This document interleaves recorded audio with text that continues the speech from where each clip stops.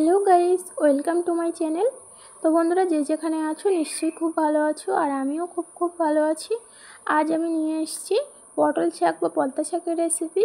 তো বন্ধুরা, এভাবে এই শাক রান্না করে খেলে খুব মজার হয়। আর তিতো হলেও কিন্তু এই শাক খেতে, যারা তিতো খেতে চায় না তারা কিন্তু চেয়ে চেয়ে খাবে। তো বন্ধুরা, তার জন্য আমি এই শাকের ডোকাগুলো কেটে নিয়েছি, খুব সুন্দর করে ধুয়ে কেটে নিয়েছি। আর নিয়েছি আলু দিয়েছি। তো ডাঁটা আর আলুটা কিন্তু আলাদা করে রাখতে হবে। ডাঁটা সিদ্ধ হতে একটু সময় লাগে, তার জন্য আমি আলাদা নিয়েছি, আর পাতাগুলো আলাদা নিয়েছি। আর এদিকে আমি কড়াই বসিয়ে দিয়েছি, আর দিয়েছি জল। একটু গরম হলে দিয়ে দেব পেঁয়াজ, লবণ। তো বন্ধুরা, এটা তিতো হলেও যারা তিতো খেতে চায় না তারা কিন্তু চেয়ে খাবে এভাবে। এই রেসিপিটা এভাবে বানালে কিন্তু খুব টেস্টি হয়, খেতেও কিন্তু খুব ভালো হয়। আর দিয়ে দিয়েছি হলুদ গুঁড়া। এবার দিয়ে দেবো জিরে মরিচ গুঁড়া।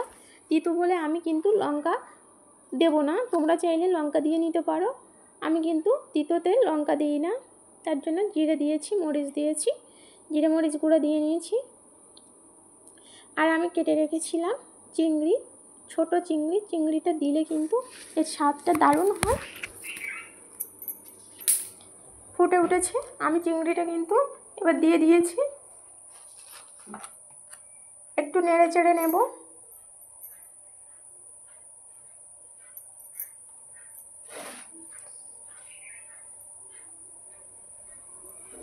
এবার দিয়ে দেব যে আলু আর ডাঁটাগুলো আমি কেটে রেখেছিলাম সেগুলো দিয়ে দেব।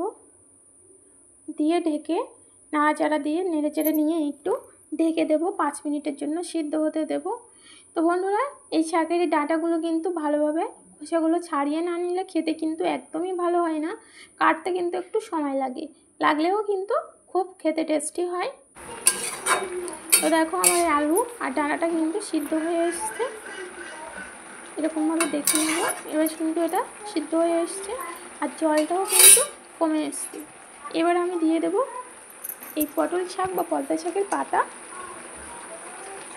পাতাগুলো দিয়ে দেব, দিয়ে একটু নেড়ে চড়ে এটা সিদ্ধ হতে দেব। একটু নেড়ে চড়ে নেব যাতে ভালো করে তাড়াতাড়ি সিদ্ধ হয়, তার জন্য। তো বন্ধুরা, আমার এই রেসিপিটা ভালো লাগলে কিন্তু অবশ্যই লাইক কমেন্ট শেয়ার করতে ভুলো না। আর যারা ইউটিউব থেকে দেখছো তারা অবশ্যই সাবস্ক্রাইব করে রেখো, তাহলে আমার ভিডিওর নোটিফিকেশন সর্বপ্রথম তোমার কাছে চলে যাবে। আর যারা ফেসবুক থেকে দেখছো তারা অবশ্যই ফলো দিয়ে রেখো, তাহলে আমার ভিডিওর নোটিফিকেশন সর্বপ্রথম তোমার কাছে চলে যাবে। তো বন্ধুরা, অবশ্যই পাশে থেকে সাপোর্ট করো, তাহলে নতুন ভিডিও বানানোর অনেক। তো বন্ধুরা, এটা আমি নেড়ে চেড়ে নিয়েছি, লবণটা দেখে নেব। তো দেখো, পুরো ঝোলটা পুরো মরে এসছে, এরকম হালকা হালকা গামাখা থাকবে, তখন কিন্তু আমি নামিয়ে নেব। পুরো শুকনো করলে কিন্তু এটা খেতে অতটা ভালো হয় না, একটু রসালো থাকলে এটা অনেক খেতে মজার হয়। আর এদিকে আমি দিয়ে দেব, একটা কড়াই বসিয়ে নিয়েছি, তার মধ্যে দিয়ে দিয়েছি সরিষার তেল। একটু তেল কিন্তু পরিমাণে বেশি দিতে হয়। আর পেঁয়াজও কিন্তু একটু পরিমাণে বেশি দিতে হয়, তাহলে তিতোটা অনেকটাই কম লাগবে। তো আমি এখানে পেঁয়াজ দিয়ে দেবো, দেখতেই পাচ্ছ আমি কিন্তু পেঁয়াজ একটু বেশি করে নিয়েছি।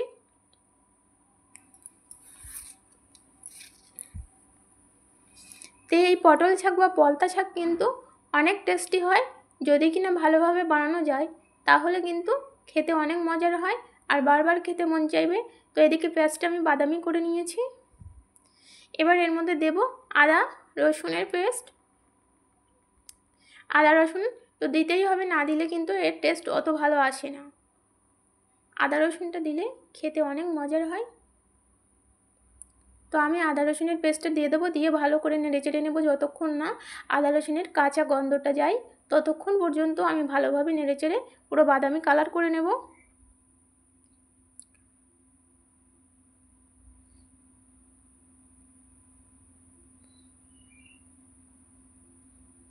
রসুনটা কিন্তু আমি একটু আগেই দিয়েছিলাম, কেননা রসুনটা হতে একটু দেরি হয়, আর আদা একটু দেরি করেই দিলাম, কেননা আদাটা তাড়াতাড়ি হয়ে যায়।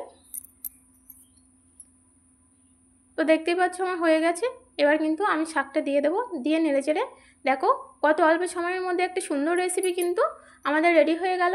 এবার এটা গরম গরম ভাতের সঙ্গে পরিবেশন করলে কিন্তু দারুণ খেতে লাগে।